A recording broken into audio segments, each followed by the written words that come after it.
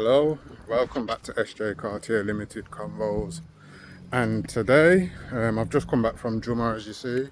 It's Friday, so Jummah I'm about to all the Muslims around the world.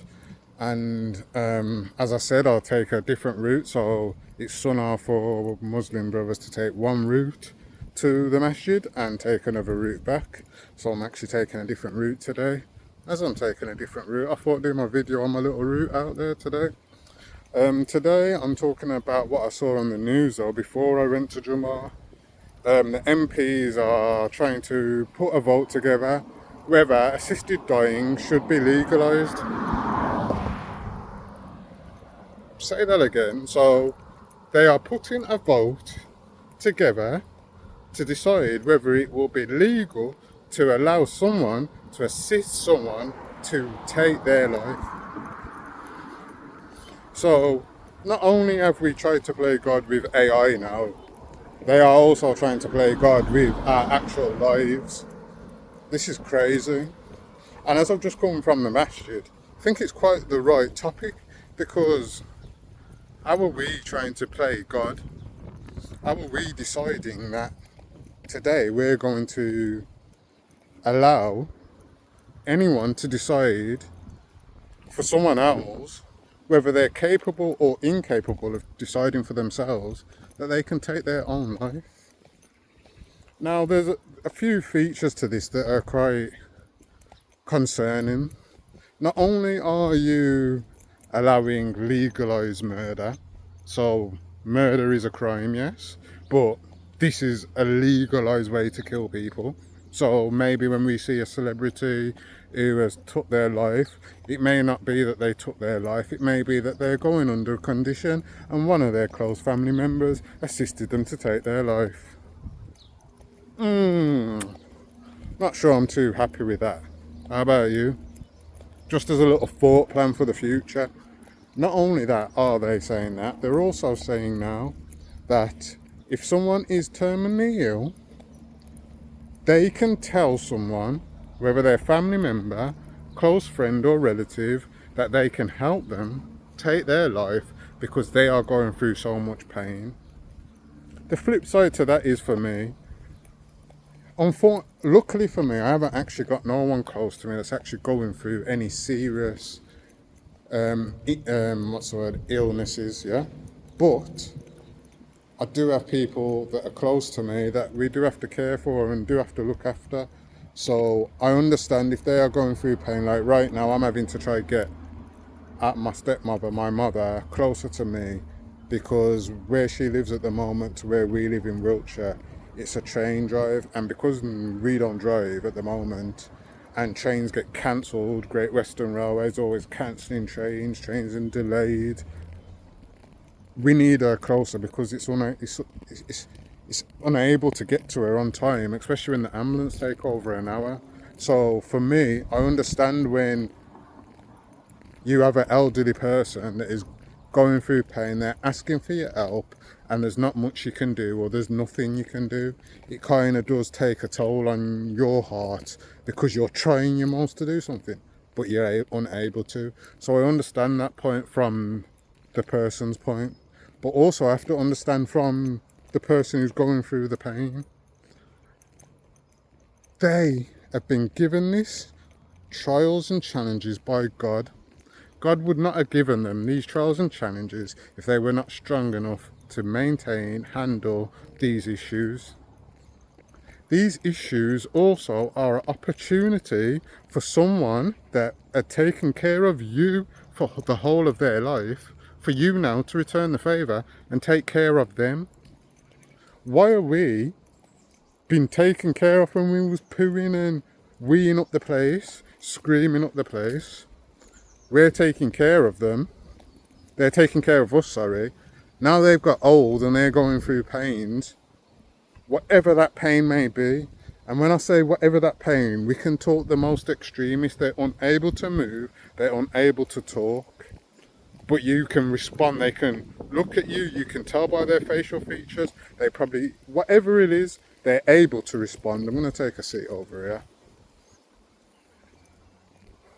So now, not only are you kind of giving up on them, You're allowing them to give up on themselves. And we know how elderly people are, especially if it's your parents. They're going to not want you to go through all this trouble, all the strife, and having to look after them because they are the parents and they want to take care of you. So why are we taking it upon ourselves to say, you know what, we agree, this is too much for you, this is too much for us? That's quite a soulless thing to do, I think, for anyone to even agree that they would want to assist someone to take their life. They could be gone next week, naturally. They could be gone in a month, naturally. Now, there's a flip side to this again. Imagine I'm just going to put myself in that position. Imagine my mother asked me to assist her to take her life because she can't move. She's unable to talk, so I don't know how she's able to tell me she wants me to take her life if she's unable to talk. So she's unable to move, she's unable to respond in certain ways, but there's certain kind of communication, obviously from somewhere, to allow her to tell me that she's willing for her to take her life. I've got to take that on my soul for the rest of my life, that I helped my parent take their life. Who knows who's willing to take a death, whether willing or not, on their soul? The dreams, the waking up in the morning, those memories that were laughing memories 5, 10, 20, 40, 70 years ago are now going to be sad moments because it's going to be reminding you of what you've just assisted them to do. Let me take off my hat. Man. So, assisting killing, and it's kind of barbaric, but we are in England, aren't we? So, barbarians we are, yeah? So, it's quite upsetting to think that a group of people in a parliament are going to put in this new law, or even having a conversation about it. Just the conversation alone for me stretches the mark. Like, we want to discuss whether we want to allow that person to take their life. We want to have this conversation about other people that we've never met in our life. We don't know the conditions that they're going through. We don't know conditions that may happen in the future. We don't know the remedies that could be there for this person. We don't know their actual connection. We don't know anything about these people that we're going to say we're going to allow killing. Remember this, killing. Because whatever you say with assisting dying, that's you killing a life. Yeah? Yeah? And as I say, very key point, as I say, if these people are unable to respond they're at the limit where they've lost limbs, they can't respond, they can't ask you questions, they can't move, they can't do anything, then how are you going to get their permission? That's at the worst case scenario. How are you going to get their permission? You can't, because they're unable to respond to you. So, assisted killing is, for me, it's a no-no. That's not because I'm Muslim. That's me as a human being, as a normal person with a heart and a soul.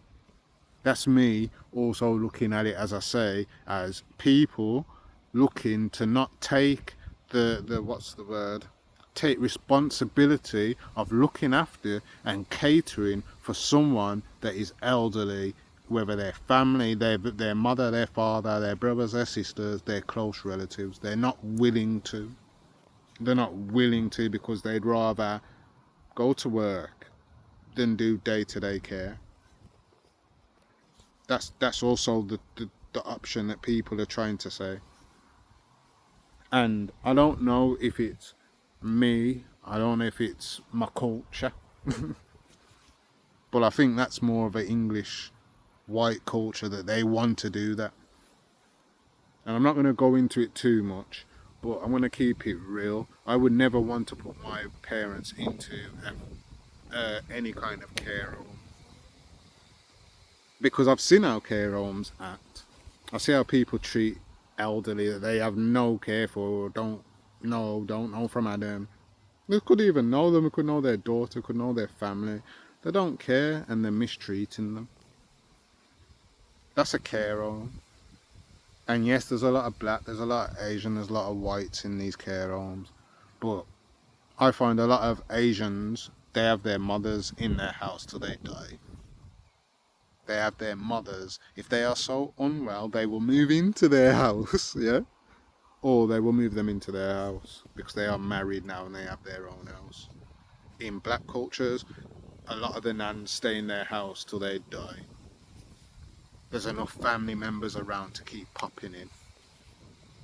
Even if I look at my situation now, like, I can't really say with my mother. I don't see my mother as much. I live in Birmingham, Wiltshire. My mother lives in Birmingham. Yeah? But for me, if I have to jump and go help my mother, I'm down there in Birmingham straight away. Because I have to. My dad lives in Nottingham. If I have to travel all the way from Wiltshire to go help my father in Nottingham, that's what I would have to do. That's my blood. Then even if I look at it from a partner then, her mother only has us around here in Wiltshire as family. She only has us. She has a sister in London and she has family elsewhere, but it's a very small family. So I can understand and see how some families do end up putting them into care home, but not here. For us, we'd rather move her in or move her closer because she's very strong-minded that she wants, as I say, elderly people don't want to put no burden on the younger generation, whether they are grown-ass adults now. Especially because they care for you and they'll understand as you grow. You've got your own life, that's all we're here. You've got your own life, you don't want you running here looking after me. But you'd rather us than anybody else. And she said that. Yeah? So maybe that's a fault even. The assisting killing that we're talking about is because a lot of people that are going through a lot of illnesses, a lot of diseases, have lost limbs or are just incapable to maneuver themselves, and the option for the family at that moment in time is either we help them die or we keep them in hospital. And because we don't want to keep them in the hospital because it's costing too much, we have to always go there regularly. We have to deal with the nurses and the doctors, and we're not even getting a proper conversation from them. They're taking it as a burden, which then leads to people going into nursing homes or staying in hospital and having no family members visit them. I've had healthcare and nurse people come to my partner's mother and say, you are actually good. We are surprised that people do this. There's a lot of people that their mothers have fallen over or they've got a lot of illnesses and they don't see the children. And then they come there and they see a white woman, Italian woman, but white woman being cared for by this dark-skinned black man while her daughter is at home. And they're surprised, they're like amazed, like, if I was single, they'd probably be on me. No joke, it's being very honest and open. It's that thing of, they're looking at it as like, wow, we go to so many houses and they don't get this. They're left alone. And these are the people that are willing to do the assisting killing. Also, people get paid. I don't know how you do it, yeah? In this country, but somehow people get paid when people die. So it's even more money for other people. So they're willing to kill people. So, yeah, it's a little rant. It's a little rant, but it's because it's happening today. MPs really want to make assisted dying legal.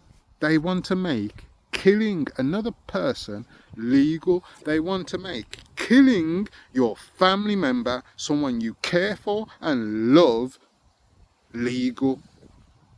Not for me at SJ Cartier Limited Convos, and not for my family, yeah? Neither of my family, yeah? So, yeah, that's my little video for today. Juma Mubarak, as I say, MPs say no, vote no, yeah? And if they don't, UK, let's riot. We're not allowing it for the ones that have hearts, yeah? So, thank you for joining SJ Cartier Limited Combos. Have a good day.